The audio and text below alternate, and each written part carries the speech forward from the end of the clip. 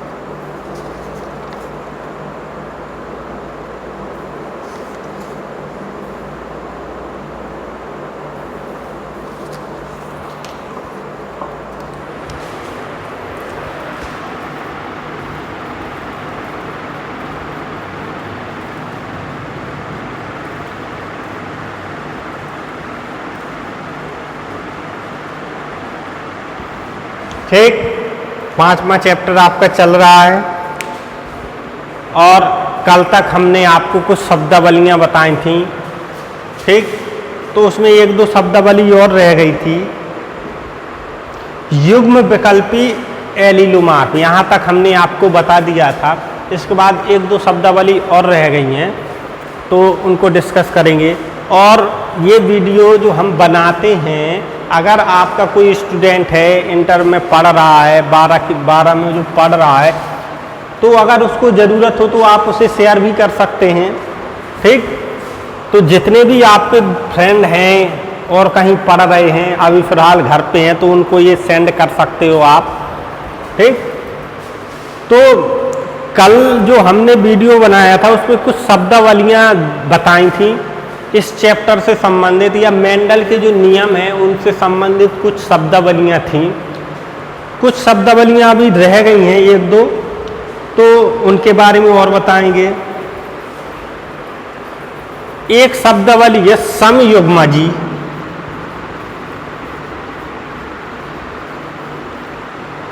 या और विषम युग्मजी, मतलब समयुग्मजी किसे कहते हैं और विषम युग्मजी किसे कहते हैं। तो सीधी सीधी बात होती है, अगर जो जीन्स होते हैं किसी पौधे में, जो जीन्स होते हैं या कारक होते हैं, अगर समान कारक होते हैं तो उन्हें समयुग्मजी कहते हैं। अगर असमान कारक होते हैं तो उन्हें विषम युग्मजी कहते हैं। अब कैसे, जैसे मेंडल ने लिया था, जैसे शुद्ध लंबा पौधा और शुद्ध बौना पौधा। शुद्ध लंबे को हम कैपिटल टी प्रदर्शित करते हैं, शुद्ध बौने को स्मॉल टी से व्यक्त करते हैं। तो देखो इनमें जो जीन्स है समान जीन्स है, कैपिटल टी, तो ये समयुग्मजी जीन्स है। और इसमें स्मॉल टी है, तो ये भी समयुग्मजी जीन्स है, क्योंकि दोनों समान जीन्स हैं। अब क्या होगा, जब इसमें हम संकरण कराते हैं तो हमको अलग प्रकार के वो जीन्स प्राप्त होते हैं। जैसे हमने इनमें संकरण कराया तो ये कैपिटल टी, एक स्मॉल टी ऐसे प्राप्त हुआ। तो अब देखो इसमें अलग अलग जीन्स हैं, समान नहीं है। तो अब जब ये अलग अलग जीन्स हो गए तो इसे हम कहेंगे विषम युग्मजी। ये सम है, ये विषम है। ठीक, तो अगर जीन्स समान होते हैं तो वो समयुग्मजी होता है, और अगर असमान होते हैं तो वो विषम युग्मजी होता है। ठीक, इसका जो PDF है लिखना है वो हम आपको भेज देंगे। अब नेक्स्ट जो आपका आता है प्रभावी और अप्रभावी, ये तो आप जानते हैं लेकिन बता दें। प्रभावी और अप्रभावी,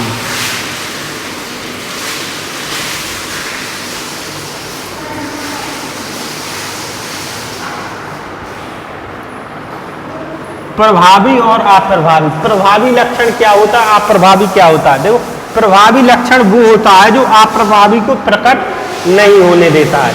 जैसे बौना,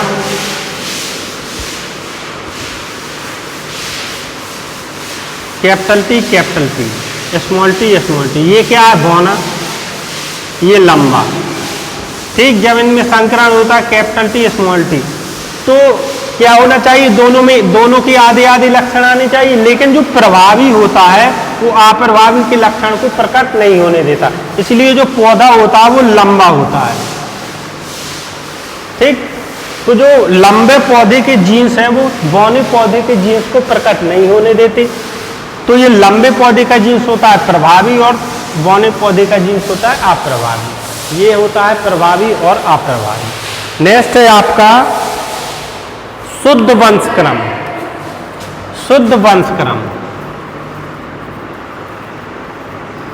शुद्ध वंशक्रम में क्या होता है? शुद्ध पौधे प्राप्त हो, या तो कैपिटल टी प्राप्त हो या स्मॉल टी प्राप्त हो। संकर बीज प्राप्त नहीं होने चाहिए, जैसे कैपिटल टी, संकर बीजों को प्राप्त नहीं होना चाहिए, या तो कैपिटल टी हो या स्मॉल टी। तो ये होता है शुद्ध वंशक्रम, मतलब आगे वाले वंश में जो शुद्ध पौधे कुछ प्राप्त होते हैं, बाकी कुछ पौधे अशुद्ध संकर प्राप्त होते हैं। ठीक, तो जो शुद्ध पौधे प्राप्त होते हैं उन्हें हम शुद्ध वंशक्रम कहते हैं। ठीक,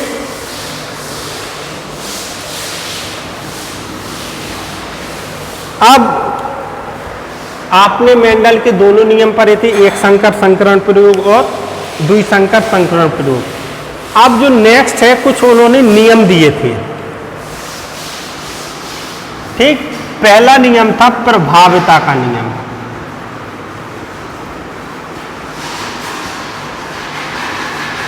ठीक, दूसरा था पृथक्करण का नियम।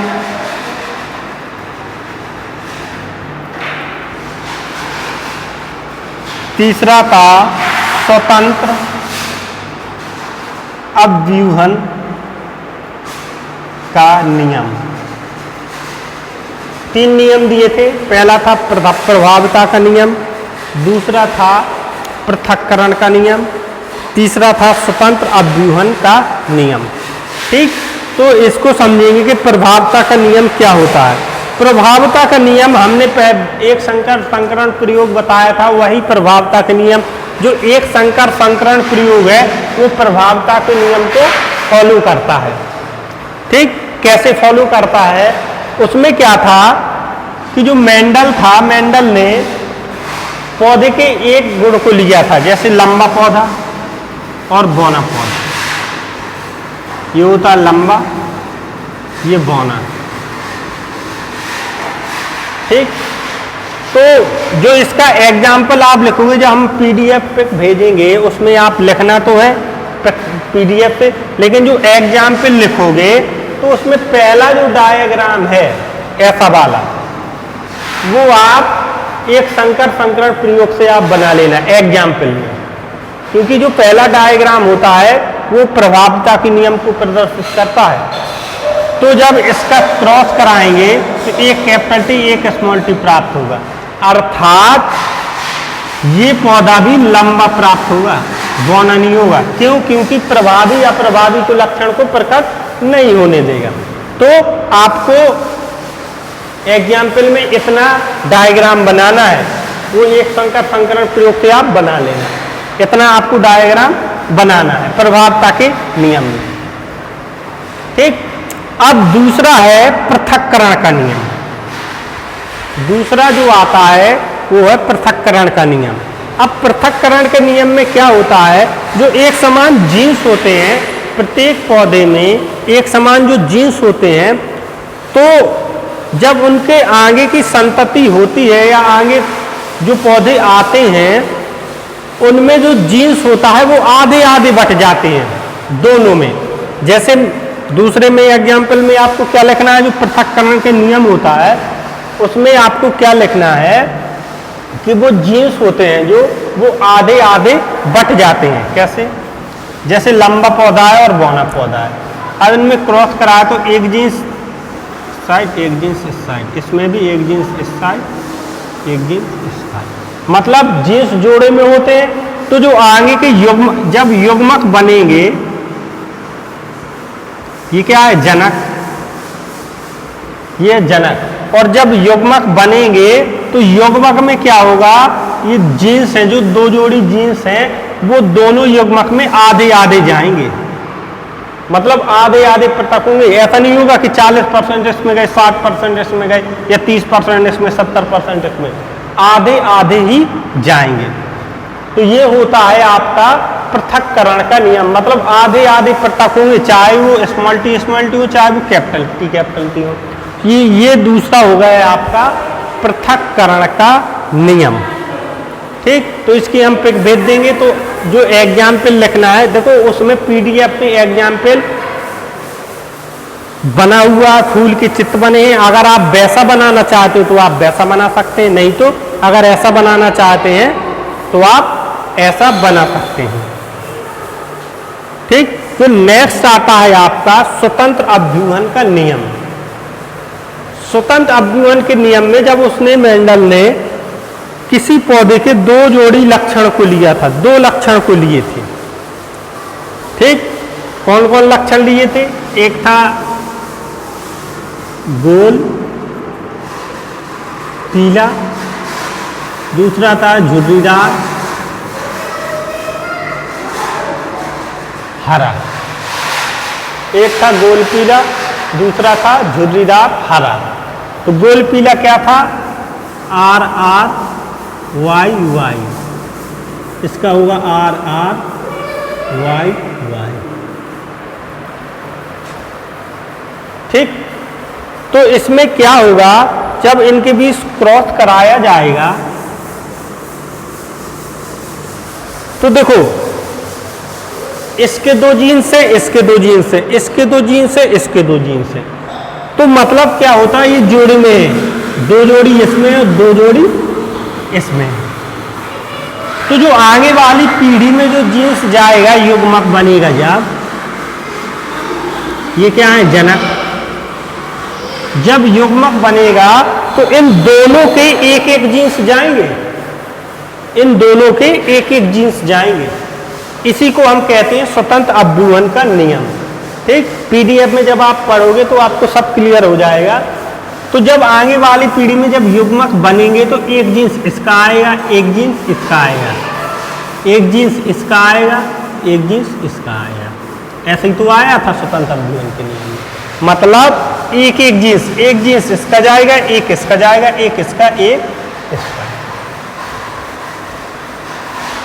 ठीक, तो स्वतंत्र अभ्यूहन के नियम में क्या होता है, जितने जोड़ी जीन्स होते हैं सबके एक एक जीन्स जब युग्मक बनते हैं तो सबके एक एक जीन्स आगे वाली पीढ़ी में जाते हैं। इसी को हम स्वतंत्र अभ्यूहन का नियम कहते हैं। ठीक, तो जब हम पिक भेजेंगे तो उसमें आपको सब क्लियर हो जाएगा, क्योंकि उस पीडीएफ से आप पढ़ोगे तो आपको सब क्लियर हो जाएगा। तो इसका जो एग्जाम्पल है, आप स्वतंत्र अभ्यूहन के नियम में जो डायग्राम बना था, पूरा डायग्राम इसके एग्जाम्पल में आप लिख सकते हो। ठीक, यह लिखना है, तो ये आपका वो एग्जाम्पल होगा। तो अगर आपको एग्जाम में या पेपर में कुछ नियम आते हैं या बताते, मतलब जैसे आते हैं, तो जैसे आप दो नियम याद कर लो, एक संकर संकरण प्रयोग याद कर लो, दूसरी संकर संकरण प्रयोग याद कर लो। इन दोनों संकरणों में आपके तीनों नियम आते हैं। ठीक, जो एक संकर संकरण प्रयोग है उसमें दो नियम आते हैं, प्रभावता का नियम और पृथक्करण का नियम।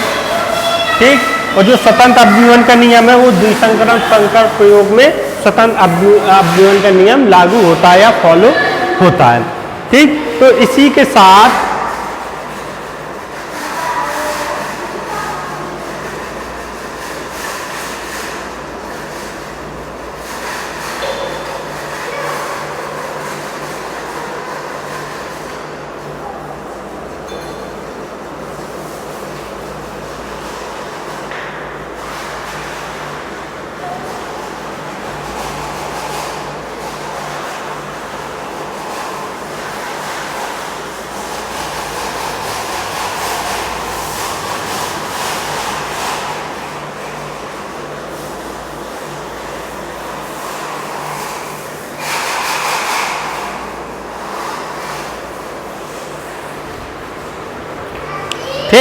एक और आपका छूट गया था जीनोम। जीनोम कैसे कहते हैं?